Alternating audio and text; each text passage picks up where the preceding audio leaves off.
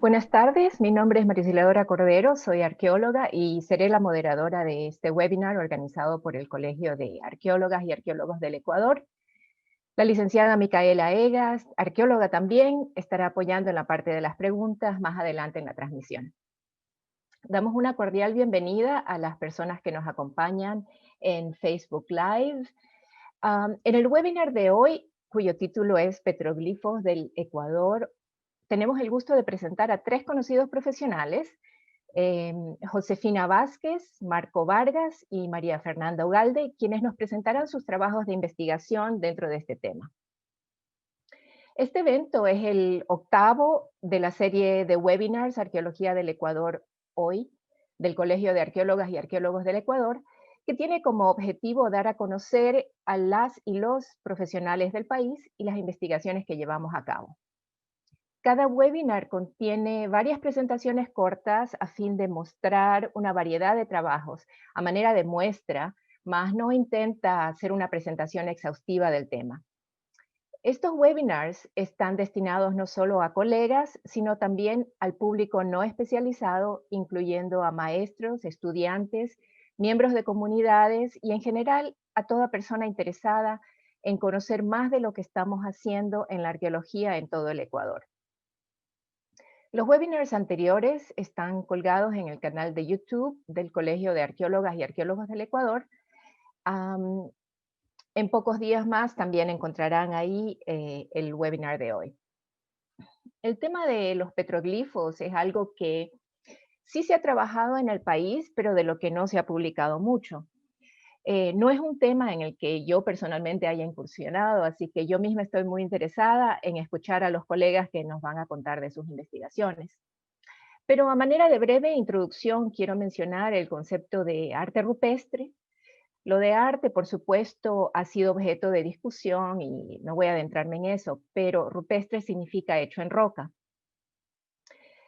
Los dos principales tipos de arte rupestre son las pictografías, que son imágenes pintadas, y los petroglifos, que son imágenes o figuras que se han creado sobre la roca por medio de incisión, rayado o picado. El arte rupestre incluye los petroglifos y estos se realizan sobre superficies rocosas que se encuentran en la naturaleza, como por ejemplo afloramientos de piedra, peñascos, paredes de acantilados o paredes de cuevas y abrigos rocosos. Por esto el arte rupestre suele ser fijo, permanecer en un solo lugar, con la excepción de casos en que las mismas fuerzas de la naturaleza causan su desplazamiento. Un caso del que tengo conocimiento en un área en el que he trabajado es el monolito o petroglifo de Pilchihuela, en un área cercana al lago San Pablo, en el cantón Otavalo. Este es un peñasco que, según me fue relatado, se vio desplazado por la crecida de agua en una quebrada.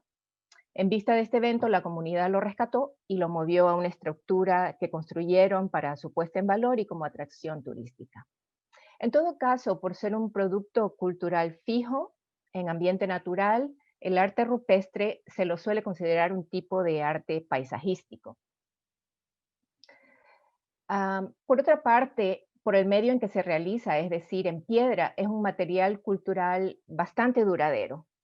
Sin embargo, algo muy importante en la práctica arqueológica es determinar la antigüedad de los materiales culturales que investigamos. En el estudio de los petroglifos se han propuesto algunos métodos para fecharlos. Hay métodos llamados absolutos o cronométricos, que significa que se usan procedimientos físico-químicos para determinar la antigüedad en años calendario o entre un rango de fechas. También hay formas de fechamiento que se llaman relativos, que es cuando no se aplica un método físico-químico al artefacto en sí, sino que se compara con otros objetos cuya antigüedad sí conocemos. Por ejemplo, la comparación de imágenes o símbolos de los petroglifos con lo que aparece en otros medios, como la cerámica de la región. Pero estos métodos, tanto relativos como absolutos, presentan a veces inconvenientes en el caso de los petroglifos. Esta tal vez haya sido una de las causas para que el estudio de los petroglifos no se haya desarrollado tanto ahora, hasta ahora en la arqueología.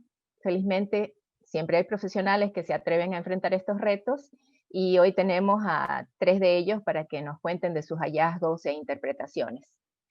Les pedimos a ustedes, el público, que a medida que vayan teniendo preguntas, las escriban en los comentarios a la transmisión en vivo en la cuenta de Facebook de Arqueología del Ecuador Hoy. Sus preguntas se contestarán al final de las exposiciones. Comenzamos entonces presentando a nuestra primera invitada, la doctora Josefina Vázquez Pazmiño. Ella obtuvo su título de PhD en antropología en la Universidad de Florida, Estados Unidos. Tiene una maestría en antropología de la Universidad del Norte de Arizona. Y sus estudios de licenciatura los realizó en la Pontificia Universidad Católica del Ecuador, en Quito.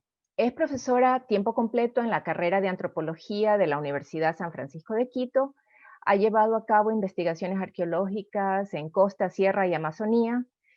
Entre sus intereses académicos está la interacción entre humanos y no humanos en el ambiente, de humanos y no humanos en el ambiente, arqueología feminista, cartografía histórica y toponimia. Bienvenida, Josefina. Podemos dar paso a tu presentación.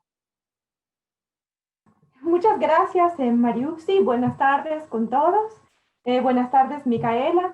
Es un gusto poder compartir este espacio con mis colegas Fernanda y también Marcos en este webinar. Agradezco mucho la invitación. Para comenzar, quisiera preguntarles si es que se acuerdan de la lucha ritual que ocurre en la película de Black Panther. ¿Sí? ¿Se acuerdan de la escena? Allí hay una cascada en el agua y un peñasco y un precipicio. Por favor, tengan esto en mente. Voy a comenzar. Solamente que voy a apagar la cámara porque mi señal a veces no es muy buena. Un ratito. Entonces, ahora sí. Donde las aguas cantan, petroglifos de Manabí.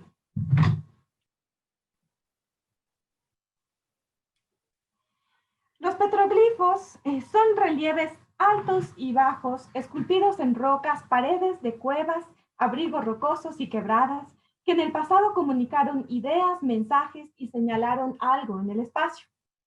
El estudio del arte parietal ecuatoriano comprende el amplio conjunto de petroglifos amazónicos, Porras, Duche y de Solier, Ortiz, Ugalde y Granja, de la Sierra Norte, Granda, Bray, Echeverría, Jara, Vázquez, y de las vertientes occidentales de la cordillera, Escorza, González, Toapanta, Bufoy, Jadán y Jonix.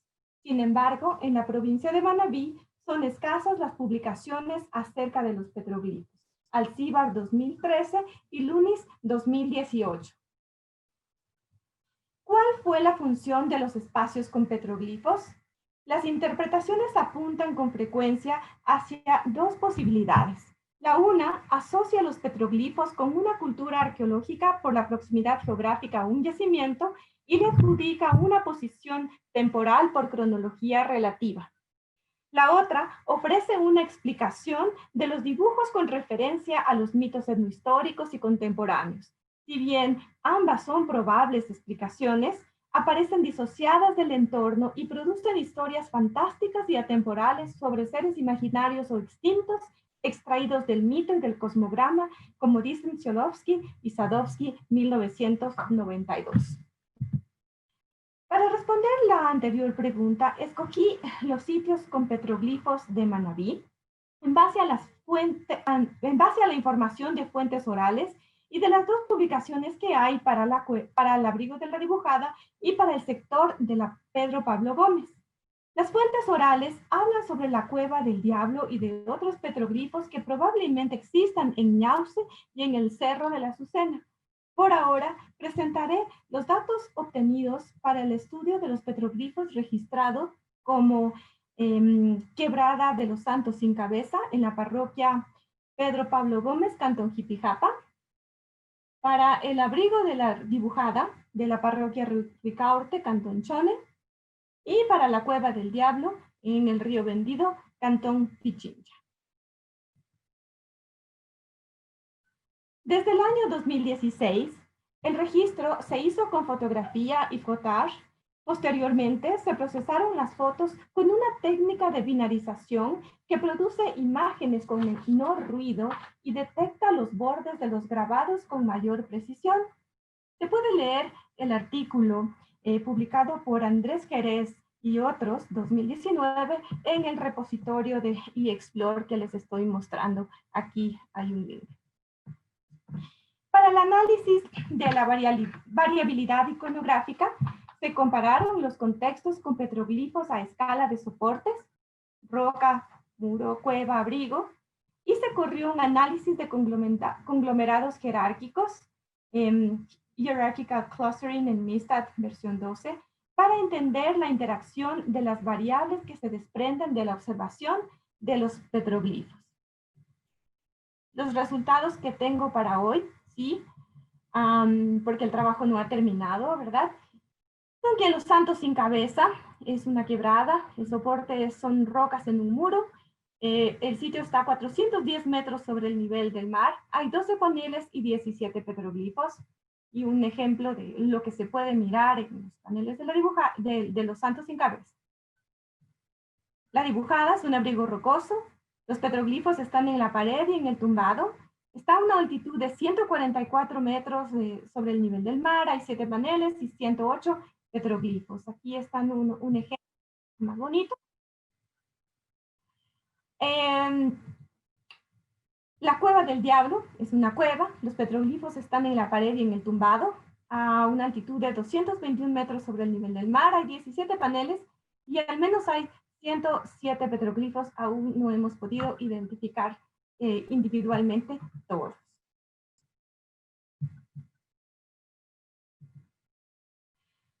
Bueno, en la quebrada del Cerro Santo sin Cabeza, los petroglifos están en rocas individuales que forman un muro, posiblemente alisado y preparado antes del grabado.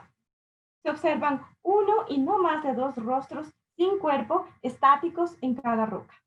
El rostro se repite en todos los paneles. En uno de estos, Nunes 2018, encuentra un colibrí, pero sobre todo dice que el conjunto de petroglifos acompañan al agua que emerge desde el mundo de abajo a través de un portal protegido por su espíritu guardián. Mi traducción de la página 16. En el abrigo de la dibujada, sí, es una roca espectacular que rodó hasta el borde del río Santo. Hay 7 paneles decorados con figuras incisas en las paredes internas y externas y en el tumbado. Lamentablemente, las figuras se encuentran erosionadas y deterioradas. La vista desde el río no tiene palabras para describir. Pueden ver la foto capturada por Carlos Marín, como se ven aquí los petroglifos. En la Cueva del Diablo se identificaron 17 paneles con petroglifos en las paredes internas y externas y en el tumbado. Se puede mirar en esta foto. Por la técnica de grabado, se pueden inferir 2 episodios de uso de la cueva. El más antiguo se caracteriza por el alto relieve y las figuras antropomorfas en movimiento, estos, ¿sí? Y hay otros, danzantes, quizás. El segundo se sobrepone al alto relieve y consiste en imágenes de rostros, figuras humanas y de animales. Se han reconocido a lo mejor peces, aves y arañas. ¿Sí? ¿Acaso ven el rostro que hay en la quebrada de Los Santos sin cabeza? En los 3 contextos analizados, se nota que la gente grabó petroglifos intencionalmente en las rocas de la montaña que coinciden con vertientes de agua. Para verlos, fue necesario subir cuestas empinadas desde las zonas bajas, pero al llegar se escucha como el agua brota cantando del interior de la montaña. Estos espacios están marcados con petroglifos. Aquí está el abrigo de la dibujada, el río Santo, Los Santos sin cabeza, está seca en esta temporada, pero normalmente hay agua. Y aquí en la Cueva del Diablo, las 2 bocas de la cueva están cubiertas por una perenne cortina de agua. les quería mostrar cómo es un poco la topografía. Y este es el cantón Chone y está todo el humedal, los ríos Grande y Chone que se conjugan, bueno, forman el Chone y desembocan en la bahía. Y aquí está ubicada la cueva de la Dibujada, por ejemplo. Entonces, en esta zona montañosa, los asentamientos tienen que estar en estas vertientes de esta cordillera.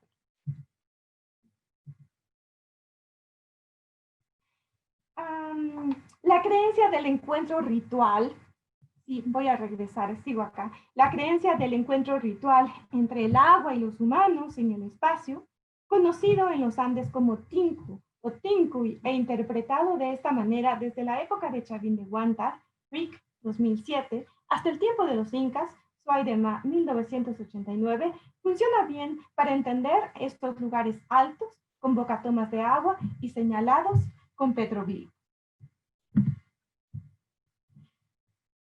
Los espacios con petroglifos, con rostros estáticos, están descubiertos y podrían ser interpretados como templos que señalan el lugar de las apariciones o visiones o de seres que necesitan ser recordados, invocados y venerados según Turner y Turner, 1978, o como Soidema, 1989, explica que en Ocros los lugares de culto eran, cito, la fuente o las fuentes, la bocatoma en el río o el paso del río o del canal a lo largo de una estrecha quebrada.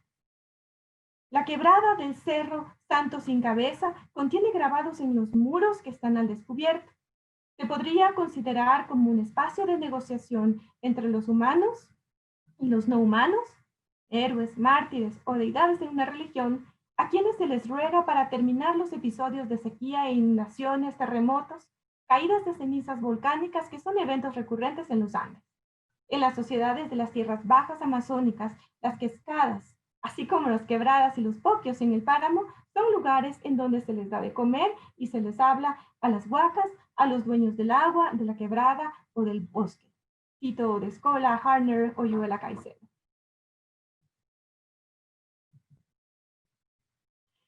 Los petroglifos, en soportes discretos del abrigo de la Dibujada y de la Cueva del Diablo, representan individuos antropomorfos en movimiento que contrastan con los rostros estáticos de la quebrada.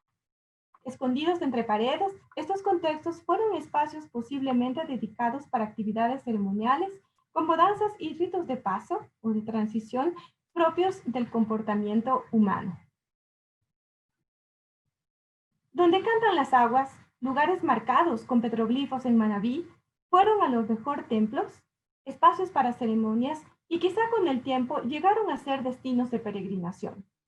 En la clasificación de los tipos de peregrinación elaborada por Turner y Turner, 1978, la peregrinación prototípica se instaura por el fundador de la religión y conecta espacios con las narrativas de los sagrados.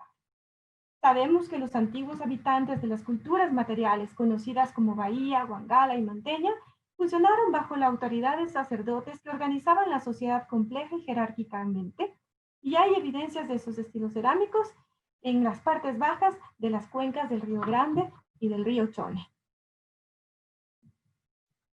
Para concluir, pienso que estamos lejos de comprender el significado de los petroglifos por las distancias temporal y cultural que nos separan de quienes esculpieron las rocas en el pasado.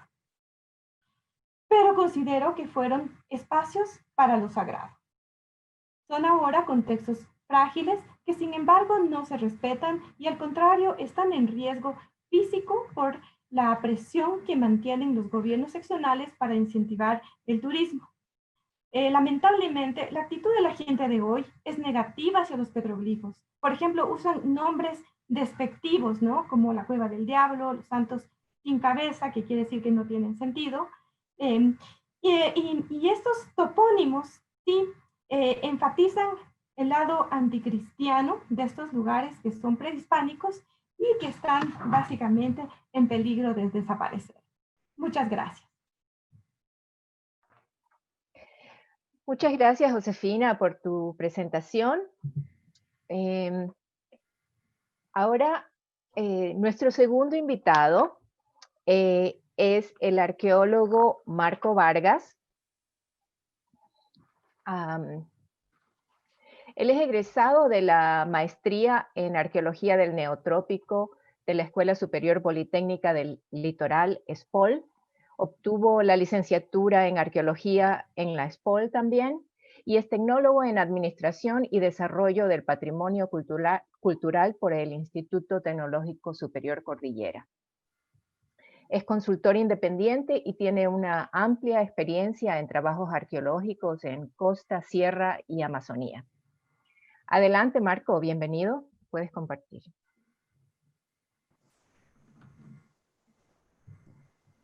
Muy buenas tardes con todos. Es un placer poder compartir con ustedes una de las experiencias que se me dio al realizar justamente trabajos con, o mejor dicho, orientados hacia el estudio de este tipo de elementos arqueológicos que hasta esa época habían sido muy poco estudiados, ¿no? Como son los petroglifos.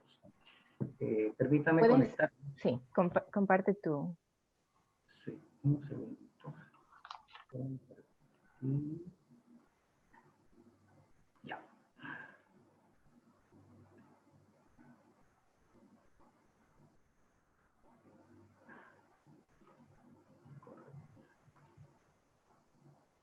Ok. El tema a tratar en este día es el petroglifos, arte, tecnología o marcadores territoriales. Como ya lo dijo la colega que me antecedió, los petroglifos han sido elementos muy poco estudiados, por ende también muy poco entendidos. De hecho, los trabajos que se están presentando hasta este momento deben de ser de los pocos que se han tratado de llevar de manera sistemática y con ya nuevas formas de mirar o de registrar este tipo de elementos. El trabajo está centrado básicamente en dos investigaciones realizadas temporalmente en diferentes momentos. La una fue realizada en las provincias de Bolívar y Los Ríos hacia el flanco occidental de las dos provincias, de la provincia del Bolívar, en este caso sería y también de Los Ríos, auspiciado por el Instituto Nacional de Patrimonio Cultural. El otro trabajo, si bien es cierto, no estaba orientado completamente hacia el estudio de petroglifos, más bien era un trabajo orientado hacia el inventario arqueológico de la provincia del Carchi y Esmeraldas. Estábamos conscientes de que un componente importante estaba formado por este tipo de estructuras arqueológicas, como son los petroglifos. Entonces se dio un poco de énfasis hacia el registro, con un poco menos de sistematicidad, porque como digo, no estábamos orientados exclusivamente hacia el registro de petroglifos. Sin embargo, por la importancia y el peligro ya señalado por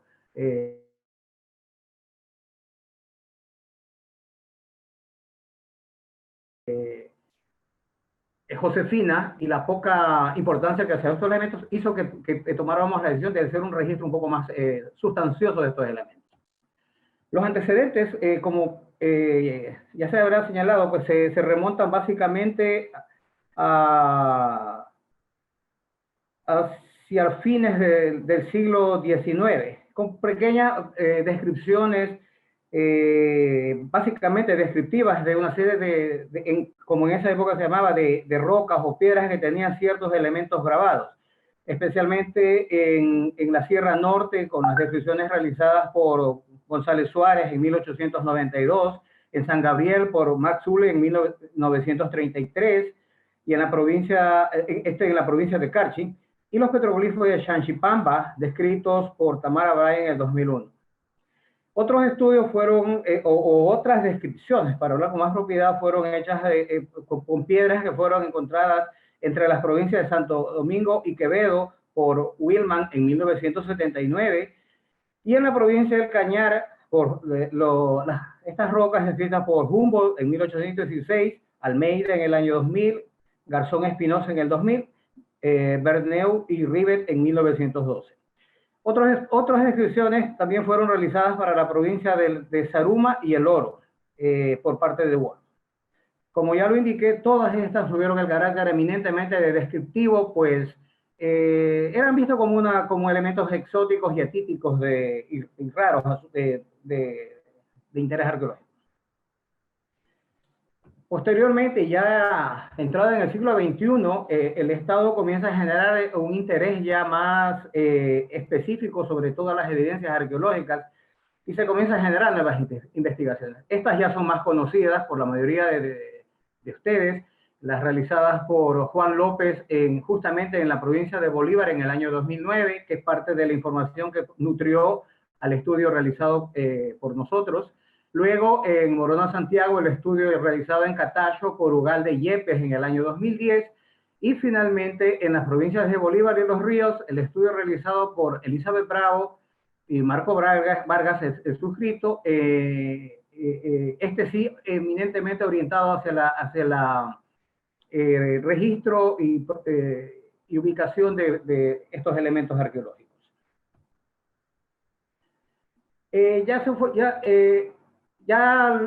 Josefina lo señaló más brevemente, así que pasaré bastante rápido esta parte, la diferencia entre las formas de arte rupestre, ¿no? Tenemos petroglifos, geoglifos y pinturas rupestres, de los cuales en nuestro país, hasta ahora al menos, solamente conocemos la existencia de petroglifos. En este caso, pues tenemos un ejemplo de uno de los petroglifos ubicados en el sector de Chilmá, en la provincia de Tulcán. La muestra de un geoglifo conocido por todo el mundo en el desierto de Nazca, pues, y una pintura rupestre en las montañas de Drakensberg en Sudáfrica, para un poco diferenciar las características de cada uno de ellos. El método de registro realizado en los dos casos fue mediante calco, fotografía natural y fotografía nocturna. El calco, pues, es una técnica bastante conocida, desarrollada básicamente por los estudios realizados por María Fernanda Ugalde en Catacho, y que fue utilizado también en los estudios que hicimos, sobre todo en Bolívar y Los Ríos, ¿no? Colocar un plástico y realizar el calco de todos los elementos o diseños que se observaban en la roca para calcarlos y luego, pues, procesarlos en laboratorio. La fotografía normal, una fotografía común, obviamente con una buena cámara profesional, y una fotografía nocturna que ayuda mucho a definir ciertos elementos que no se los puede definir en condiciones naturales o con luz natural. Muchas veces no se ven ciertos detalles. Pues tuvimos que utilizar las tres técnicas o combinar las tres técnicas para poder hacer un registro mucho más sistemático de los elementos estilísticos de cada uno de estos diseños en los grabados. Entramos en materia. Como ya había señalado, la investigación se centra en estos dos trabajos que se hicieron, ¿no? En este caso, estos son es un gráfico muy general de ubicación de los petroglifos registrados en la provincia de Los Ríos y Bolívar. Están en rojo. Acá arriba tenemos los petroglifos registrados en la provincia del Carchi, que están en blanco y que, como ya se señaló, los dos están ubicados hacia el flanco occidental de la cordillera occidental. No hemos trabajado con mayor detalle con elementos o petroglifos al interior del altiplano, una porque la información no la tenemos disponible y porque el énfasis o el planteamiento de la presente propuesta está orientado justamente hacia estos elementos que ya fueron registrados por nosotros y otros investigadores, perdón, y la idea es explicar un poco la naturaleza o la función de estos elementos. Aquí ya podemos ver un detalle en la provincia del Carchi de la distribución espacial de estos elementos. Bueno, tenemos acá hacia una buena cantidad de petroglifos ubicados casi en la frontera con Colombia. Estos corresponden al sector de Chilmá. Ahí hay es una zona con una riqueza arqueológica enorme, donde los petroglifos están asociados a estructuras o bohíos, están asociados a otro tipo de elementos arqueológicos, estructuras rectangulares, etcétera, que no han sido muy difundidos hasta ahora. Y otro grupo de petroglifos está distribuido en este sector que está más cerca hacia digamos que a la frontera con la actual provincia de Imbabura, ¿no? Igual hacia el occidente. Una pequeña muestra de los petroglifos registrados en el sector del Carchi, el petroglifo 2 en el sector de San Pedro, el petroglifo 6 en la misma zona, el petroglifo 1 en Chilmá Bajo. El otro grupo de petroglifos, aquí ya con más detalle, están distribuidos en una amplia franja. Perdón, antes de que me olvide, estos petroglifos registrados en el sector del Carchi están, hasta ahora menos se plantea que están asociados con la fase cerámica Tusa o Cuasmal y que corresponde con el grupo etnográfico de los Pastos. Acá, como les indicaba, este grupo de petroglifos están ubicados en el flanco occidental de la cordillera y están asimismo asociados a una serie de elementos arqueológicos normales, digamos, a los que estamos acostumbrados a ver, las estructuras, sitios abiertos, asociados a la fase Milagro Quevedo. Un detalle de los petroglifos registrados en el sector de Bolívar y Los Ríos. Aquí podemos ver con un poco mejor caracterizada el registro de los diseños, porque como dije, este proyecto sí estuvo orientado hacia el registro completamente sistemático de estos elementos. Entonces aquí tuvimos el espacio, el tiempo y los recursos para poder trabajar con esto. Entonces tenemos aquí, podemos ver aquí un poco más detallado el proceso de registro, ¿no? El registro normal con luz del día, en la noche, y los calcos ya procesados en laboratorio, digamos que pasados a limpio, como normalmente. La simbología de los petroglifos, en este caso, corresponde exclusivamente al tramo Bolívar-Los Ríos. Podemos ver motivos en espiral, motivos cuadrangulares, motivos lineales en espiral, motivos en círculos concéntricos, puntos, motivos en líneas abstractas, líneas en herradura cuadrangular y la presencia de rostros y cuerpos estilizados, ¿no? Muy parecidos a los que presentó Josefina en su... Un detalle del proceso de registro y registro de la provincia del Carchi, cómo se los encuentra la limpieza y el posterior registro. Otro detalle en la provincia de Los Ríos es lo mismo, el proceso de registro, muy parecido al otro, aunque la iconografía es un tanto diferente. Conclusiones. Aquí podemos señalar varias conclusiones, ¿no? En la provincia de Los Ríos, la mayoría de los petroglifos se ubican entre las cotas de los 154 a los 1162 metros sobre el nivel del mar, justo en los límites de ocupación, como lo señalé hace un momento, de la cultura Milagro Quevedo, que ha sido asociada al grupo etnográfico. Se me fue el nombre, me disculpa, se me fue en este momento. Chono, perdón.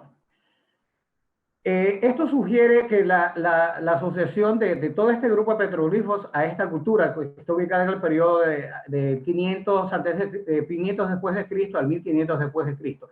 Esta asociación que nosotros estamos haciendo, no la estamos haciendo a priori. Nosotros nos basamos en el análisis contextual, la distribución espacial de los petroglifos, el análisis de los restos culturales recuperados en y los alrededores de cada uno de estos elementos, y que muchas veces estaban juntos, en otros casos estaban cerca a todo este conjunto cultural que estamos denominando Milagro Quevedo o fase Milagro Quevedo.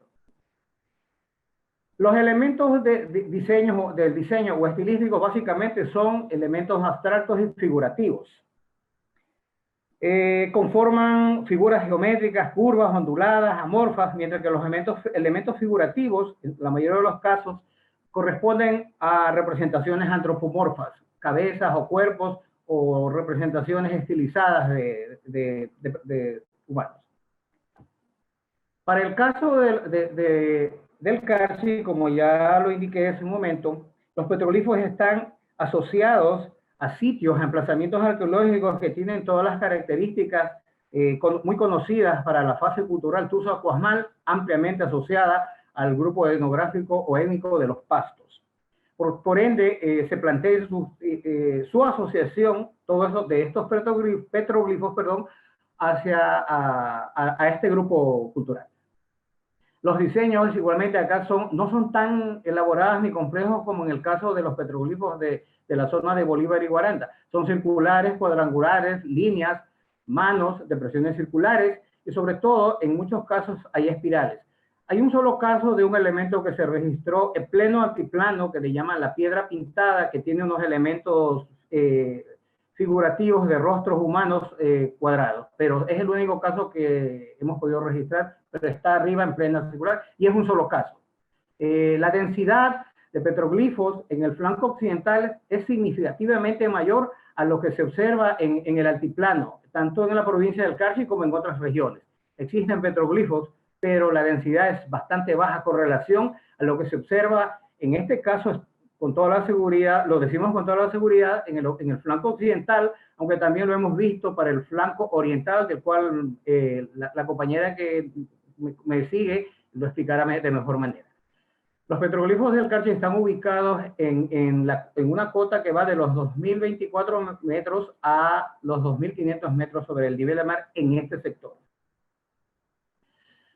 Los petroglifos ubicados entre las provincias de Bolívar y Los Ríos, como ya se indicó, están emplazados hacia los límites territoriales de cada uno.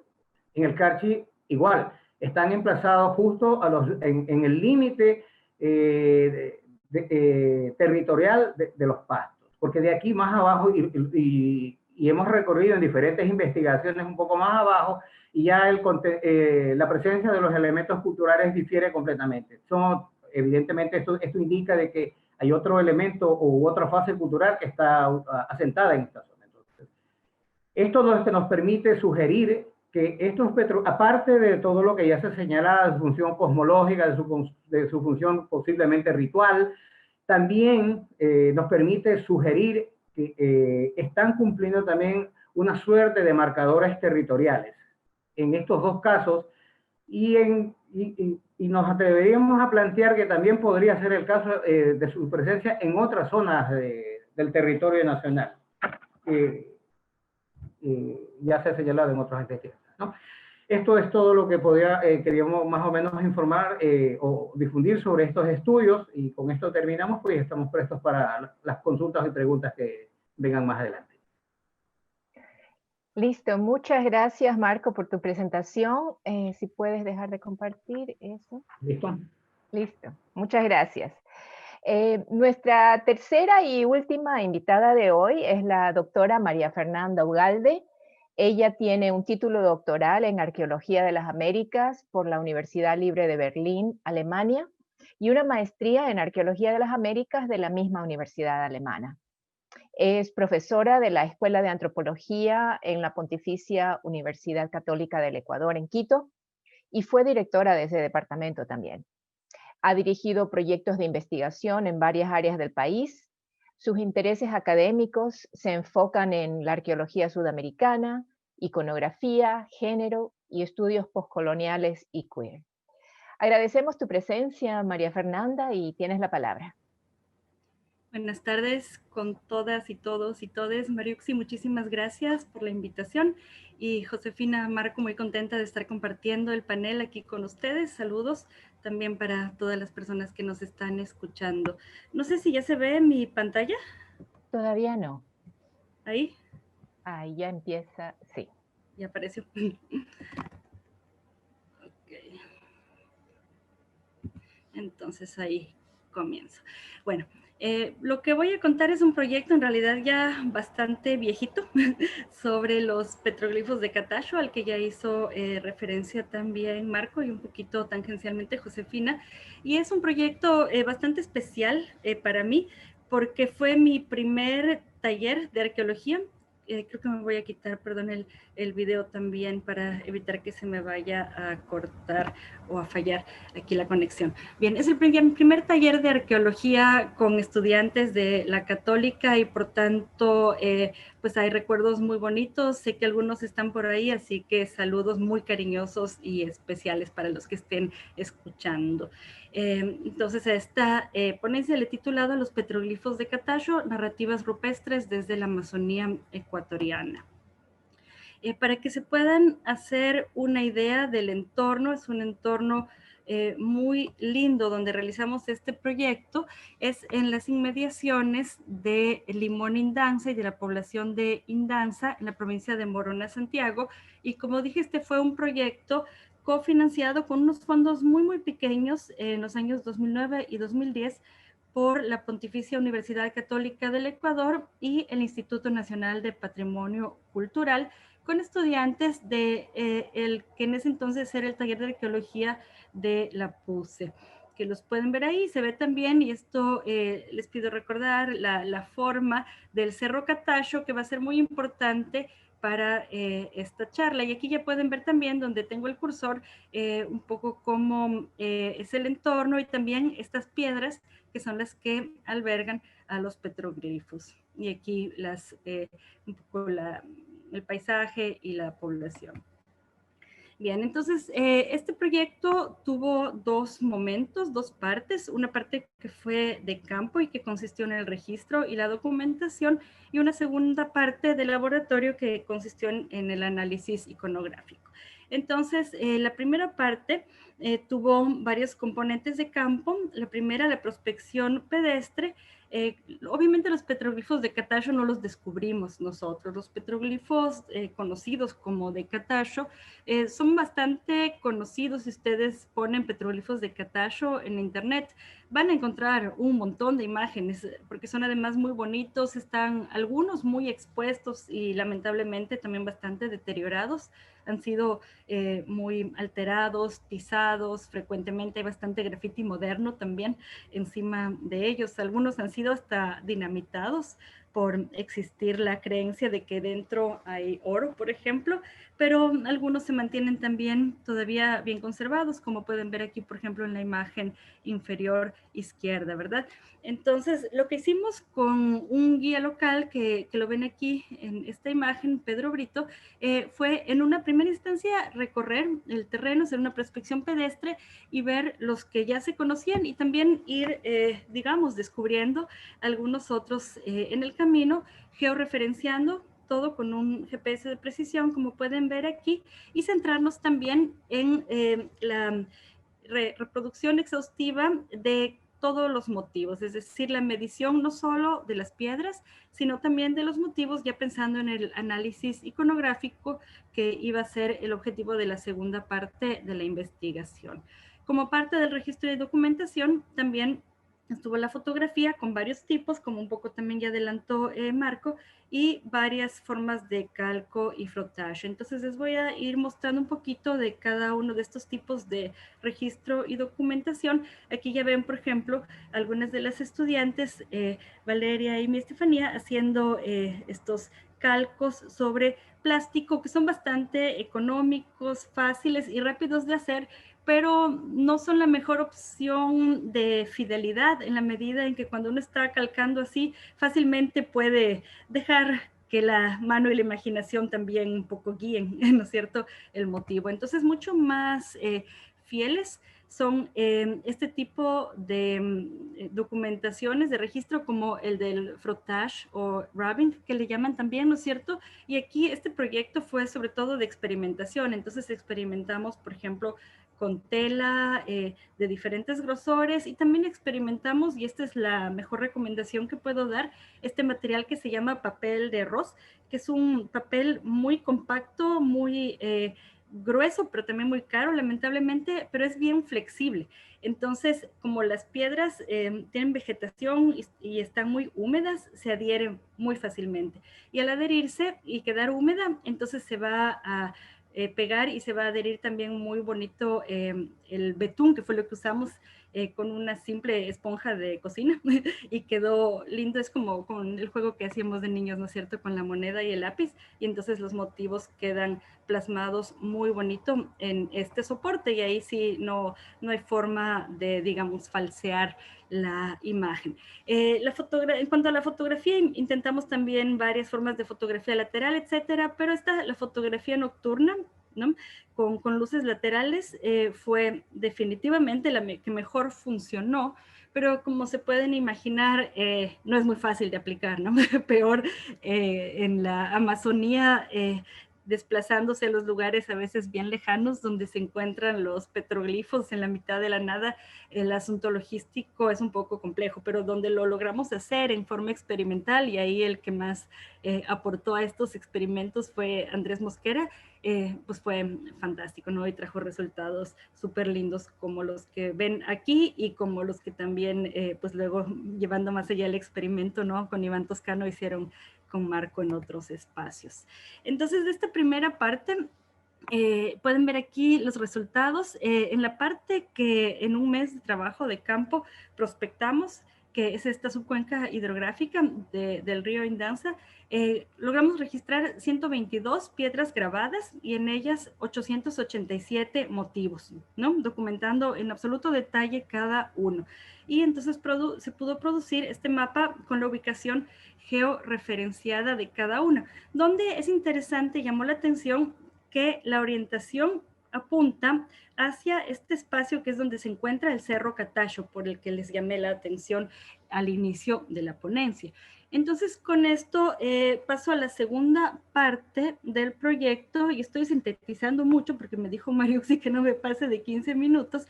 Entonces, la segunda parte fue el proyecto de investigación de la PUCE, que se llamó Análisis Preiconográfico de los Petroglifos de Catacho, al que le añado el subtítulo ¿O qué quiere de nosotros, señor Panofsky? Porque, bueno, como ya dijo Mariuxi, yo llevo muchos años trabajando iconografía, y el que trabaja iconografía desde una perspectiva, digamos, mucho de la historia del arte, desde la perspectiva europea, sabe que el papá de la iconografía, digamos así, es este señor que se llama Erwin Panofsky, con su obra Meaning in the Visual Arts. Y este señor dice que hay como 3 niveles de análisis: el preiconográfico, el iconográfico y el iconológico, siendo supuestamente el nivel preiconográfico un nivel muy básico en el que cualquiera puede hacer un análisis, digamos, de identificación a partir de la experiencia práctica. Es decir, cualquier imagen, según este tipo de interpretación, podría analizarse en cualquier obra de arte, dice este señor, ¿no? Claro que desde esta perspectiva solo se está tomando en cuenta, y esa es la trampa un poco de este tipo de análisis, el arte occidental. Entonces, si nosotros nos vamos a tratar de entender arte rupestre con este tipo de aproximación teórica, y nos encontramos, y aquí pueden ver, digitalizamos absolutamente todos los 887 motivos, entonces nos encontramos con cosas así, y todavía de alguna manera sí, identificamos formas básicas, ¿no es cierto? Y aquí diríamos, hay un rostro, hay un cuerpo, hay una cola, podría ser un ser antroposomorfo o zoomorfo, ok. Pero ¿qué pasa cuando empiezan a aparecer, y todo lo que les voy a presentar aquí son formas que están en los petroglifos de Catacho? Entonces, ¿con qué forma básica de nuestro entorno nosotros podemos identificar todo esto? Yo no conozco ninguna forma básica en mi entorno con la que yo pueda identificar todo esto, entonces no llego ni al nivel pre-iconográfico de Panofsky. ¿Qué voy a hacer aquí? ¿Cuál es mi posible aproximación a través de los estudios clásicos de historia del arte? No es posible, ¿sí? Entonces, de esta manera había que buscar otro tipo de aproximación teórica y metodológica. Y esta la hicimos a través de la semiótica, y la semiótica funciona bien aquí porque entiende al arte y a cualquier representación como una forma de comunicación, y eso es a la final lo que probablemente son estas manifestaciones, ¿no? Sin descartar que, como dijo Marco, sí, pueden ser también marcadores territoriales, ¿no? Que también son formas de comunicación. Estoy comunicando que este es mi espacio, que este es mi territorio, ¿no? Pero son formas probablemente de comunicación, y también están comunicando tal vez historias u otras cosas. Entonces, en este sentido, a través de la semiótica se hace un poco más fácil, sin la necesidad de interpretar qué significan las imágenes, tratar simplemente de ver qué hay, cómo están construidas las imágenes, y de esta forma acercarnos un poco más a lo que podríamos llamar la gramática con la que están construidas estas imágenes. Entonces, para eso desarrollamos un procedimiento metodológico que pasó por la construcción de una base de datos en la que metimos todos los motivos digitalizados, los codificamos y trabajamos con cruces de variables a través de filtros en esta base de datos. Entonces, les voy a resumir los resultados que consistieron en primero establecer que existen diferentes momentos, es decir, no podemos asumir, como vieron en el mapa, es un conjunto grande, ¿no? Y quedaba claro que no todos los petroglifos pertenecen al mismo momento. Luego pudimos ver también que existen lógicas distintas de ordenamiento del espacio. Luego vimos también que existe probablemente un sistema de simplificación o abstracción en la forma de representar las imágenes. Y por último, que es posible que existe una lógica narrativa. Entonces voy a hablar brevemente de cada uno de estos hallazgos. Entonces, esta es la base de datos que desarrollamos para poder hacer este trabajo de cruce de variables. Esta base de datos se llama MySQL. Toda esta parte de arriba es la ficha general en la que vienen los datos generales de la piedra, ¿no? Aquí está la foto general de la piedra. Aquí ven que es una cantidad enorme de figuras dentro de una piedra que además tienen varios paneles, ¿no es cierto? Entonces aquí vienen las coordenadas, ubicación, descripción muy general, medidas generales de la piedra en sí, ¿no es cierto? Pero la parte interesante para el análisis es esta, porque en esta parte, sí, lo que estamos poniendo es primero medidas de cada uno de los motivos, ¿no es cierto? El dibujo, el motivo digitalizado, cada uno. Esta es una entrada de un motivo y así para todos los motivos, ¿no es cierto? Y esta parte es la crucial para el análisis, en la que viene cada motivo codificado. Este código lo desarrollamos, digamos así, creando para cada uno de los elementos uno de estos códigos. Entonces, esto es este dibujo descompuesto. Entonces, aquí es donde vamos a cruzar las variables y luego buscar qué se repite en varios motivos, ¿sí? Gracias a esto es que llegamos a varias conclusiones, ¿no? Que ya mencioné antes y que voy ahora a ir enseñando con algunas imágenes. Entonces, por ejemplo, en cuanto a las diferencias temporales, hay superposiciones que nos dejaban ver ya claramente que hay cosas más tempranas y cosas más tardías, ¿no? En las mismas piedras y se dejan ver claramente, pero como dije, también hay lógicas de diferentes ordenamientos del espacio que dejan ver lo mismo, ¿no? Aquí vemos, por ejemplo, que por un lado y en la misma piedra hay una lógica como lineal. Estas figuras como más claramente reconocibles están como sobre un cuaderno de una línea, ¿no es cierto? Sobre una misma línea, mientras que estas que se reconocen menos claramente, estas que son más geométricas, están como más distribuidas sobre el espacio. Entonces tenemos como una ordenación del espacio que se está más lineal. Lo ven un poco arriba aquí, lo voy a mostrar así con la digitalización, ¿no?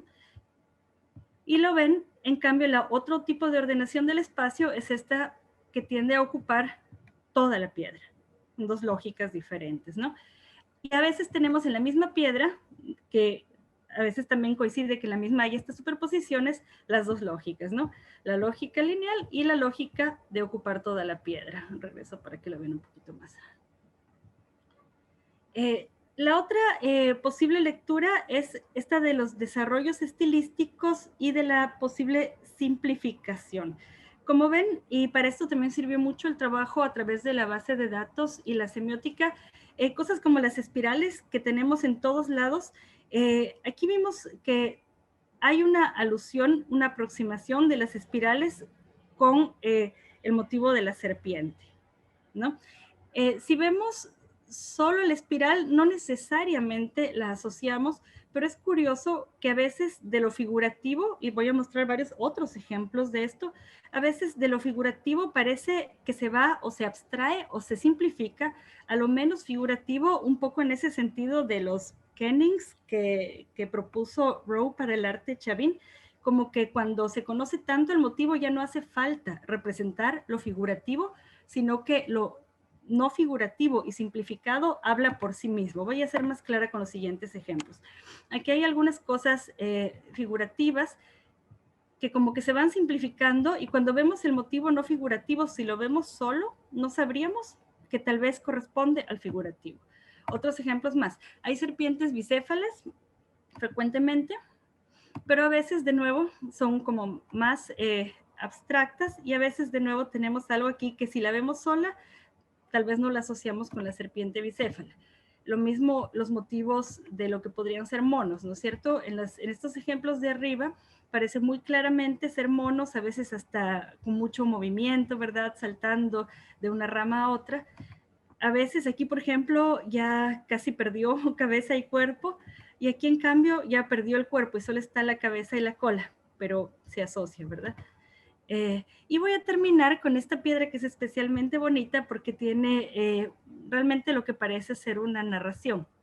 Y esta piedra es también especialmente linda porque esta sí voy a decir que la descubrimos porque estaba totalmente tapada por vegetación y le quitamos toda la vegetación y fuimos encontrando una cantidad de motivos que aquí ven, y tenía toda la parte de arriba con dos grupos, dos filas de 4 monitos diferentes subiendo por ambos lados, y la parte de abajo llena de serpientes.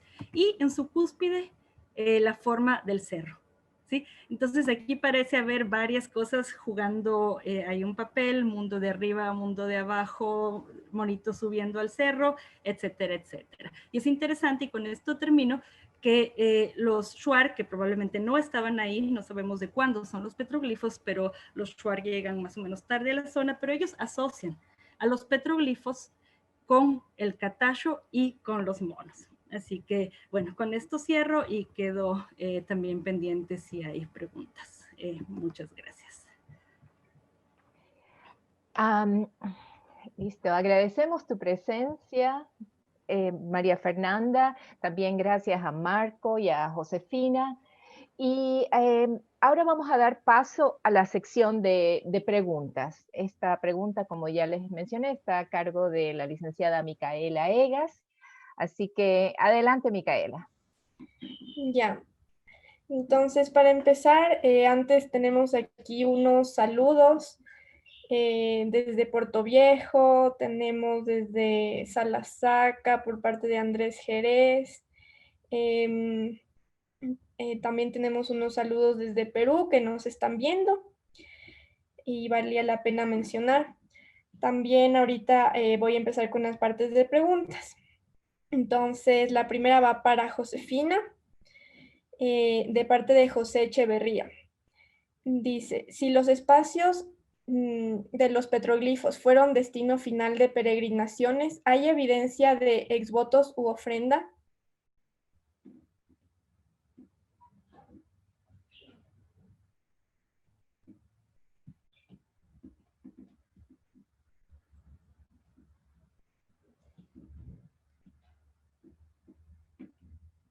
José, tu micrófono está apagado.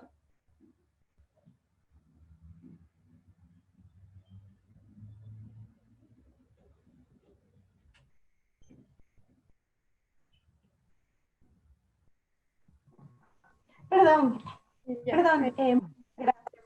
Yo quería pedirles permiso para exponer los agradecimientos. ¿Se pueden mirar? Sí. Que lamentablemente se me pasó. Entonces quería exponer los agradecimientos. Muchas gracias por los saludos a Alberto y a Andrés y a los amigos que nos están mirando. Sí, la pregunta es muy buena, Pepito. Muchísimas gracias por la pregunta, y también para Juan Lugas, que creo que está preguntando lo mismo, ¿no? Yo quería decirles y repetirles, ¿no?, que estamos en proceso de la investigación. Apenas estamos en la fase de reconocimiento, ¿sí? Y nos falta mucho tiempo para poder llegar a las excavaciones. Sin embargo, como una de las hipótesis de trabajo es pensar que son templos, que son lugares de actividades ceremoniales y que son sitios de peregrinación, porque cuando tú subes a los cerros, ¿no?, aunque son bajitos, nosotros somos de la sierra, son bajitos, pero cuesta mucho subir, experimentas una serie de cambios en el cuerpo, etcétera. Y ¿cómo se llama? Cuando llegas, pues llegas a este lugar tan maravilloso, tan espectacular, en donde está el agua, las rocas, el bosque, ¿no es cierto?, que a lo mejor podría ser un lugar de peregrinación. Y claro, necesitamos excavar para confirmar si si es que sí o si que no es un lugar de peregrinación, y a ver si es que hay estas evidencias de exvotos, o si hay evidencias de las ofrendas o de la basura que la gente deja cuando va a una prospección. Y eso sería bonito en encontrar en el registro arqueológico. Muchas gracias. Chévere, gracias, José. Aquí tenemos otra pregunta para ti que va de Carlota Eugenia Rodríguez. Está dividida en dos partes. La primera dice, si es que por favor podrías decirnos qué asociación cultural tienen y las fechas.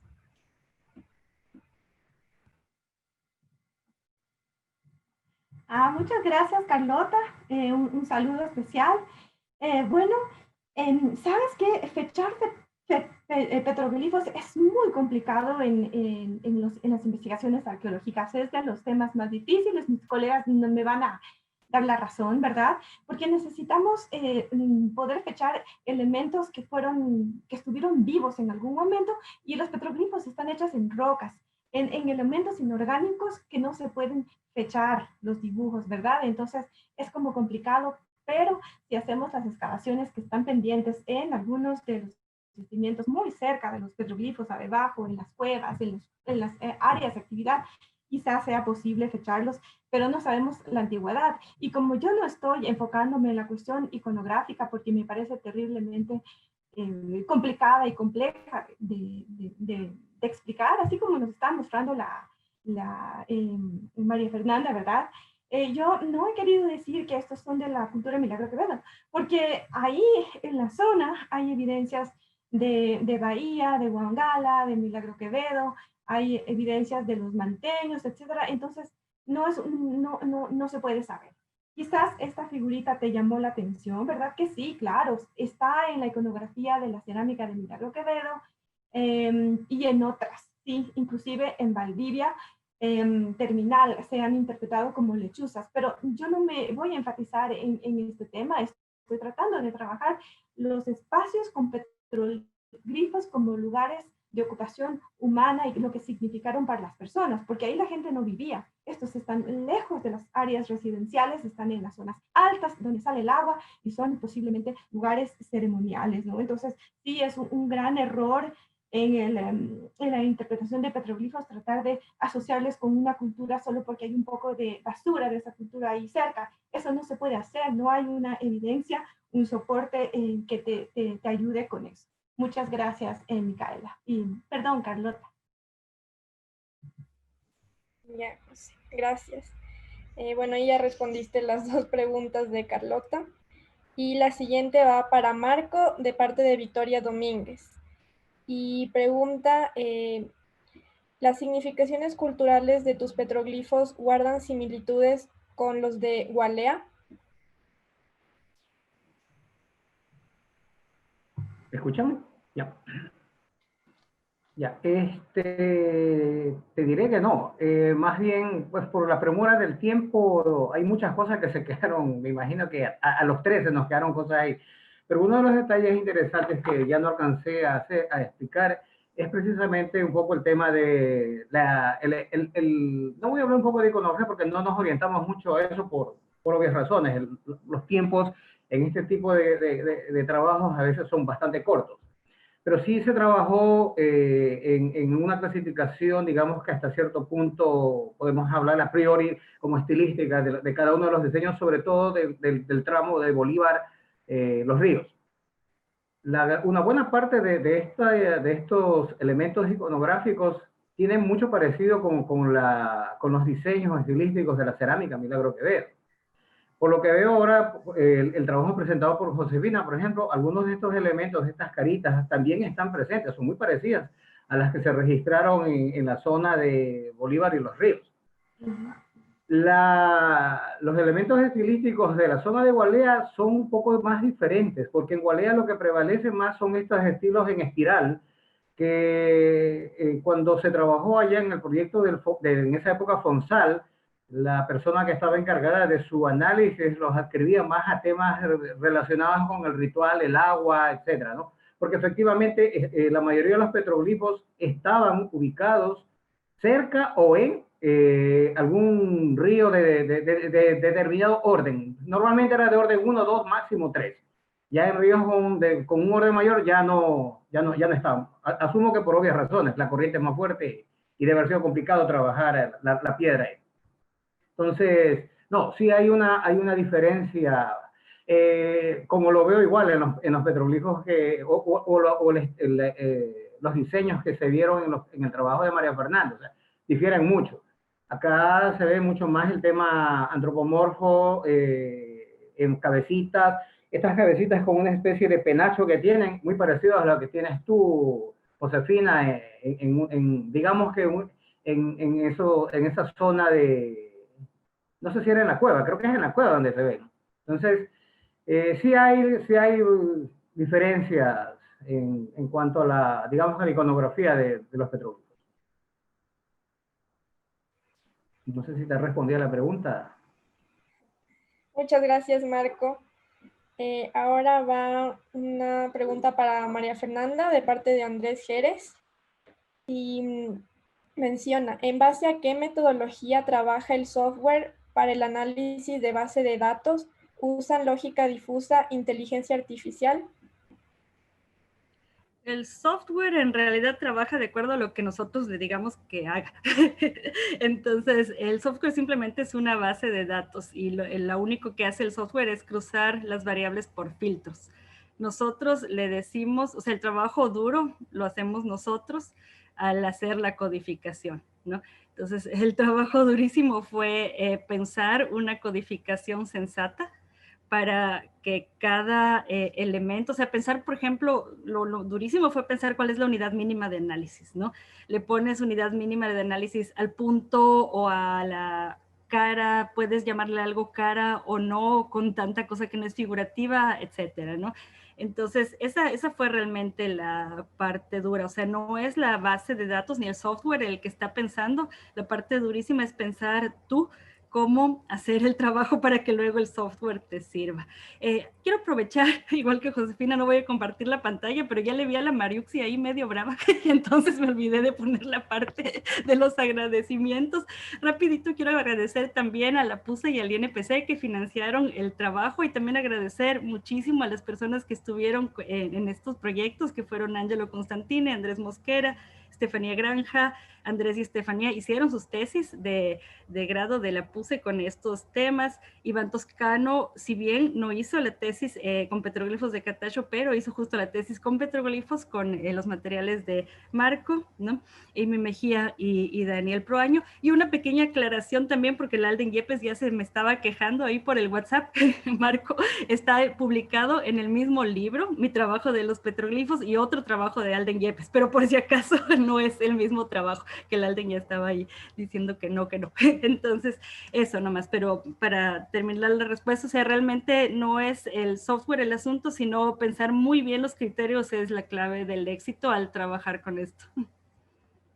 Ese, Josefina. Gracias.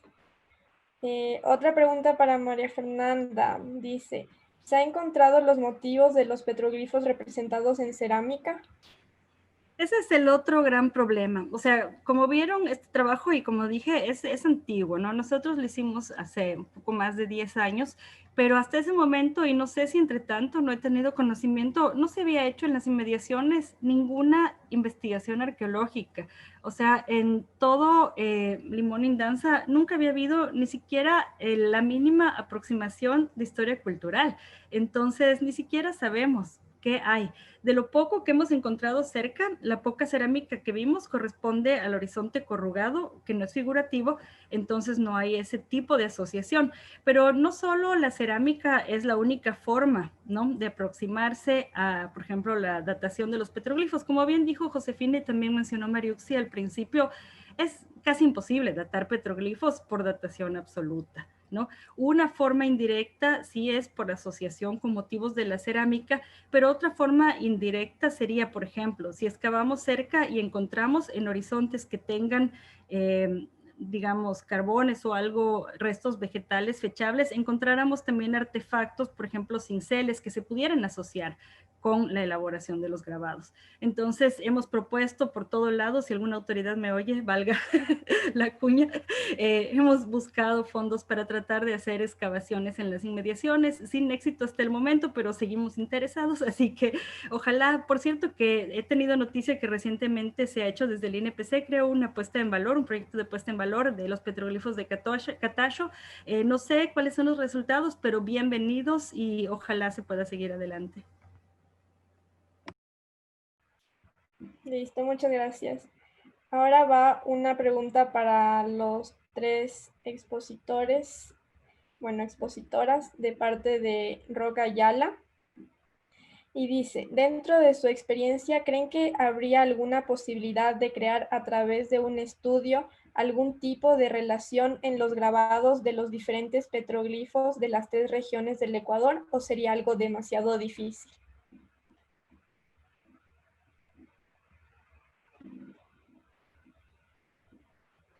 Empecemos tal vez con María Fernanda, ¿sí? Sí, si quieren, yo como ya estaba con la palabra, continúo. Sería lindísimo y no lo veo imposible. Hay el proyecto que ya lo está liderando la Edith Pereira para la Amazonía, que es enorme. Entonces, ¿por qué no hacerla para el Ecuador? Empezar por la base de datos, ¿no? Tenemos todos ya algunas cosas, yo no veo por qué no, y como hemos visto con estas ponencias, hay muchas cosas en común. Entonces, es cuestión de ponernos de acuerdo y presentar un proyecto, ¿no? Y más bien sería súper lindo. No sé qué opinan, colegas. Marco. Ok, en realidad sí, se podría hacer, completamente de acuerdo con lo manifestado por María Fernanda. El problema aquí es de recursos, o sea, y hago mía la cuña comercial de María Fernanda, o sea, si alguna autoridad pues, está escuchando, pues bienvenidos. Porque el otro problema grave que no ha sido tocado aquí, pero es importante señalarlo, es el tema de la conservación. Veíamos las imágenes de los petroglifos que presentó Josefina, por ejemplo, y están en franco proceso de pérdida. Es una cosa muy parecida a los pocos petroglifos que existen en el altiplano del Carchi, que es la otra parte que conozco, son pocos y están en proceso de pérdida porque la gente va, se para, se toma fotos, les pone grabados, escribe, bueno, hacen locuras y se van perdiendo. Hay estupideces tan grandes como volver a hacer grabados sobre eso, poner ahí te amo, por decirte. Hay un petroglifo que teníamos que tenía grabado con un cincel, te amo. O sea, es una estupidez.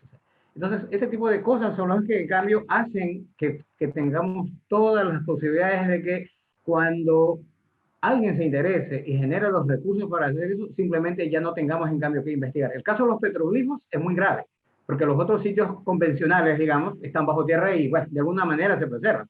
Los petroglifos no. Los petroglifos, lo mismo que dijo María Fernanda, este trabajo que hicimos nosotros lleva poco más de 10 años. Y muchos de ellos fueron descubiertos por nosotros. Creo que el 40% había sido ya descrito de alguna manera, pero los otros fueron descubiertos. Y el mismo hecho de nosotros limpiar y exponerlos, ya estamos haciendo la grande porque quedan expuestos. No podemos volver a dejarlos como estaban, tapados con el musgo y protegidos de alguna manera. Ya no podemos hacer eso. Tenemos la información, y ese es el énfasis que hace en registrar lo que mejor se pueda, todo lo que más se pueda, pero ese es el problema, o sea, y es muy complicado si no hay recursos a hacer este estudio que es lo que preguntaba Darwin, o sea, muy difícil. A menos que nos pongamos de acuerdo todos los arqueólogos y hagamos un proyecto mayor entre todos y nos repartimos el país, sacamos información y luego se la pasamos a Mariuxi para que la procese allá. En la computadora de Picture, que entiende una mega. Listo, gracias, Marco. Ya aprovecho también, ya que estamos en eso, tengo que agradecer mucho porque este proyecto fue realizado con Elizabeth Bravo, los dos. Entonces siempre hemos trabajado y este también es un agradecimiento a ellos. Trabajé con tus alumnos, María Fernanda, con Emilio y con Iván, un agradecimiento eterno, muy buenos profesionales. Josefina. Buenas tardes a amiga Ayala, perdón, no escuché tu primer nombre. Sabes que es bien interesante mientras María Fernanda y Marco hablaban sobre los petroglifos, de la Amazonía y los petroglifos, sobre todo de la zona norte de la región Pasto de Chilma, en donde también trabajé de varias décadas. Yo estaba mirando que, claro, hay algunas similitudes, pero sobre todo hay diferencias con los de la cordillera, con los que están ubicados en las vertientes de la cordillera costanera y de la cordillera, en la parte occidental de la cordillera en las tierras bajas. En cambio, en la Amazonía, en las tierras bajas, son como diferentes. Lo que yo haría es a lo mejor tratar de hacer una comparación en base a los mapas de las familias lingüísticas, de la distribución de las lenguas, ¿no es cierto?, en el continente sudamericano, y ver qué pasó, qué familias lingüísticas están en la costa, como tiene que ver con la oralidad, la escritura, en petroglifos, en dibujos, ¿verdad? A lo mejor se puede tratar de aproximar de una manera general a nivel de esta partecita de lo que hoy se conoce como Ecuador, tratar de mirar así los petroglifos. Es una cosa bien interesante la que tú sugieres. Muchas gracias. Listo, gracias a los tres. Aquí tenemos otra pregunta para los expositores, para los tres igual. Dice, de parte de Gerardo Castro. Un geoglifo puede ser la cumbre de una alta montaña con la presencia de sutiles cambios en los afloramientos rocosos, como es el caso de Cojitambo en Cañar asociado al Capañán, el cual ha sido sacralizada por los entierros de Pozo y Cámara, como también la remodelación por canales, UNUS y plataformas. Si el geoglifo es la propia cumbre de cerro, más los vestigios de arquitectura política, ¿cuál puede ser la estrategia de estudio? Puedes seguir, José, ahorita que estás con la palabra, por favor. Hola Gerardo, ¿cómo estás? Yo la verdad no estoy muy segura si entendí tu pregunta. Yo cuando pienso en los geoglifos, pienso en los grandes geoglifos de la Amazonía que se reportan por Clark Erickson, por Hackenberger, ¿verdad? Pienso en las líneas de Nazca tan famosas, ¿verdad? Y no se me ocurre en lo de los geoglifos en el cerro de Cojitambo, y la verdad yo no sabría cómo responder al respecto, así que le cedo la palabra a alguno de mis colegas. María Fernández está alzando la mano. Bueno, ahorita para decir algo, o sea, lo que sé de colegas, mi colega Heiko Prumers, el que trabaja con geoglifos también en la Amazonía, lo que ellos hacen es LiDAR y drone, ¿no? O sea, trabaja mucho con LiDAR para la documentación. Ese es en este momento lo que más se hace para documentación de geoglifos, y es lo que yo recomendaría. De ahí puedes hacer varias otras cosas, ¿no? Dependiendo de la magnitud, creo que drone también puede ser suficiente, depende de qué quieras hacer, pero para la primera aproximación tal vez drone es suficiente, y luego si quieres más y dependiendo qué quieras hacer te vas a LiDAR. No sé, Marco, si algo más se te ocurre. Sí, solo acotar lo manifestado por las dos colegas. En realidad, no sé si el análisis deberíamos de partirlo entendiendo lo que, el concepto de petroglifo, geoglifo y pintura rupestre. Si nos retrotraemos a eso, pues nosotros, y si estoy equivocado, por favor, mis dos colegas, corríjanme, acá solamente estamos hablando de la presencia de petroglifos. No, que yo sepa, no tenemos acá la presencia de geoglifos. No sé si en la Amazonía, alguna vez leí un reporte que no me viene a la mente en este momento el autor, pero hablaban de la posibilidad en la zona esta de Lupano, porque tenían cierto, retomando el tema del padre Porras que hablaba del tigre, del puma, que estaba en una posición de coito con el, bueno, no lo sé hasta ahora, pero bueno, fuera del tema jocoso, no veo ese tipo de situación. O sea, sí, se puede hacer un estudio a nivel espacial, retomando el tema del dron, imágenes satelitales, eso sí. Y no sé, y es un tema que no se ha hecho acá, y eso, alguna vez si se hace, pues eso dará nuevas líneas de investigación. Vaya usted a saber qué vamos a encontrar, porque puede ocurrir como lo que pasó con los vuelos LiDAR en la costa, en la zona manteña, que dejó entrever un montón de sitios ahí, de estructuras que aún no se sabe exactamente su significancia, pero lo que sí está claro es que había una densidad ocupacional enorme, y eso sí puede variar. En ese punto sí. No sé si hay alguna otra pregunta más, pues bueno, continuamos.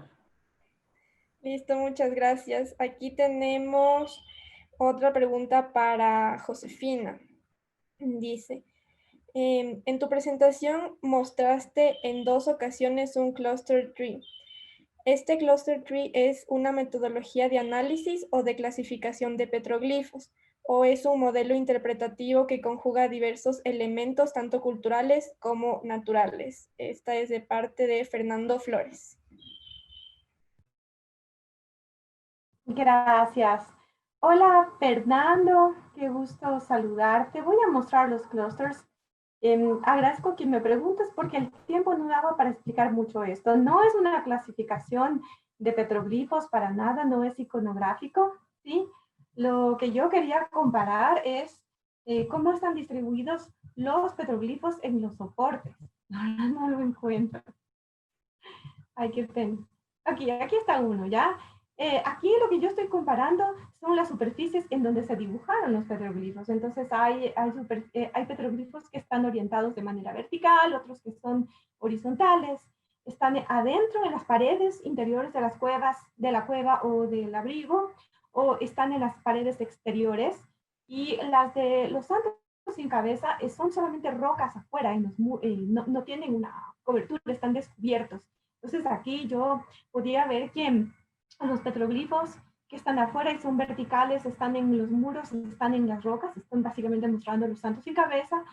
En el abrigo hay motivos horizontales y están adentro, están ocultos, al igual que en la cueva, y son petroglifos más discretos, ¿no? Son lugares que son más discretos que los de la cueva, por eso interpreto de una manera el sitio más elevado, que es el de los santos sin cabezas, versus el del abrigo y el de la cueva de los, ¿cómo se llaman? De la cueva de los, del diablo, ¿no?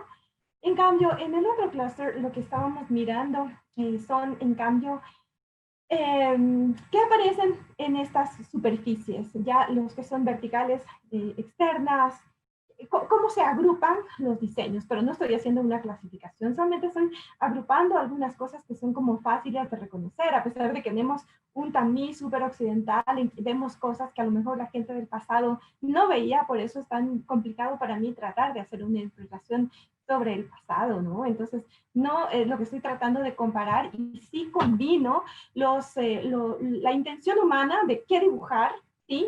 Y estoy combinando los lugares que escogieron que te brinda la cueva, ¿sí? O adentro o afuera, ¿cómo se llama? Que están escondidos o que están expuestos, si son paredes verticales o externas, ¿no? Y por eso yo tengo la conclusión de que los que están en movimiento, como estos que están aquí quizás bailando, estas personas, versus solamente la cabeza sin cuerpo, estática, que está afuera, tienen a lo mejor diferentes significados, pero ninguno se puede probar, solamente son propuestas. Muchas gracias.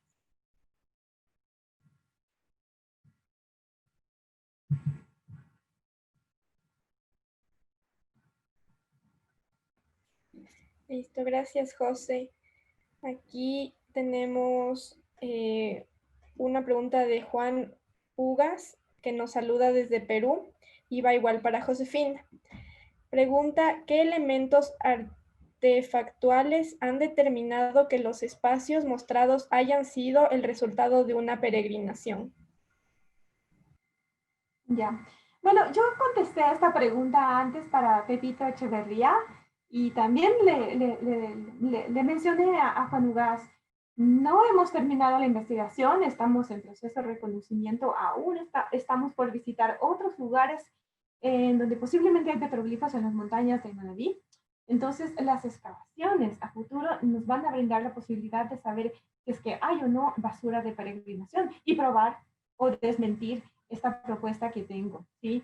Porque yo me enfoco en la función de estos espacios en donde se relacionan los humanos y los no humanos, ¿sí? Tanto animales, plantas, el agua, las rocas como los espíritus, etcétera, en el espacio, ¿sí? Pero necesitamos hacer las excavaciones todavía. Y claro, como el resto de colegas, no tenemos fondos. Muchas gracias. Gracias, José. Esta pregunta va para los tres, de parte de un guía de turista, y pregunta, Soy guía de turistas, pero me encantan estos vestigios. En Sucúa, Morona, Santiago, existen varias piedras localizadas con petroglifos a las que publico y promociono y analizo a una altura de 500 metros sobre el nivel del mar, a 950 dispersados a distancias y poblaciones, y unas acompañadas de tolitas y montículos, y siempre cerca de ríos. ¿Creen ustedes que son hechas más de 3000 años antes de la nueva era?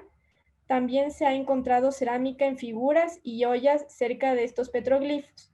Fue una posible civilización que habitó en todo Morona, Santiago. ¿Saben algo? Las figuras que realizaron de petroglifos, aquella civilización o grupo humano que habitó ahí, dibujaban lo que sentían, veían, comían o adoraban. ¿Podrían ustedes llegar a investigar estos lugares? Los puedo ayudar guiándoles a los lugares. Eso. José, ¿quieres empezar?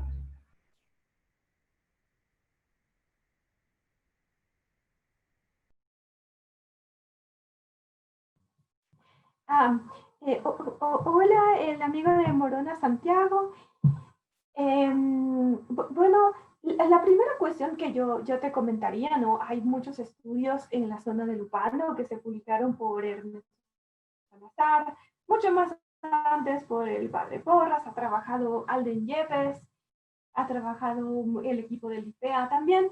Entonces, la investigación en la zona de Morona Santiago es muy vasta con respecto a la cultura del Valle del Río Upano, y las fechas van, creo que van desde, si me puedo equivocar, me pueden corregir los colegas, ¿no? A lo mejor desde el desarrollo regional temprano hasta el periodo de integración, pero no conozco trabajos sobre petroglifos. Quizás María Fernanda, que trabaja en el área más cerca, ¿no es cierto? A lo mejor te puede responder mejor, pero una recomendación que yo te quiero dar es que los lugares de petroglifos son lugares muy frágiles, ¿sí? Son lugares que fueron especiales para la gente del pasado. Entonces cuando te aproximas a estos con gente que no tiene el respeto por la religión de otra gente o por estos contextos que son como cualquier iglesia, a lo mejor de ahora, ¿verdad? Que se acerquen con respeto, que no los toquen, que no les pongan tiza, ¿verdad? Que no se suban sobre los mismos, que no traten de llevarse pedazos, como en el caso de la Cueva del Diablo, la gente ha ido con cinceles, ha sacado pedazos de la cueva, es terrible, da mucho dolor. Entonces, esos lugares no están listos para el desarrollo del turismo. Y piensan, ¿no es cierto?, que los petroglifos hay en cualquier parte del mundo, y el arte parietal en las cuevas en Europa y los lugares que hay en Norteamérica, ¿verdad?, tienen unas estructuras amigables con los turistas, pero que separan de los turistas espacialmente para que la gente no se acerque mucho. Entonces, un puente, una valla, etcétera, para que no toquen y no los destruyan, porque realmente son muy frágiles y no sabemos la antigüedad, no se puede datar estos elementos. Quizás alguien puede seguir contestando sobre este tema. Muchas gracias. Bueno, yo me uno totalmente al pedido de Josefina. Podemos mirarlos, deleitarnos, pero sí, hay que todavía tratarlos con pinzas, porque aunque creamos que la piedra soporta todo, no es el caso, ¿no? Y vemos cómo en realidad en poco tiempo se deteriora muchísimo. Entonces, tenerles cuidado. Y la antigüedad realmente no sabemos. Yo sé de los petroglifos que está hablando el compañero en Sucúa. Sí, los tenemos, incluso tengo algunos ejemplos publicados en una publicación que salió en Inglaterra en el año 2016, creo, en una publicación de Oxbow Books, puedo pasar el dato. Los ha investigado también en una pequeña contribución Angelo Constantine. Como dice Josefina, los petroglifos en sí obviamente no están datados, las fechas de otras cosas de la región no llegan tan atrás como 3000 antes de Cristo, lo cual nos significa que los petroglifos no sean tan antiguos como eso, pero no sabemos, ¿no? O sea, hasta el momento no sabemos de qué fecha son ni esos petroglifos ni ninguno de los otros, porque no tenemos con qué asociarlos. Entonces, de momento, lo único importante es cuidémoslo para que algún día, ojalá sepamos, no puedo decir más. Listo.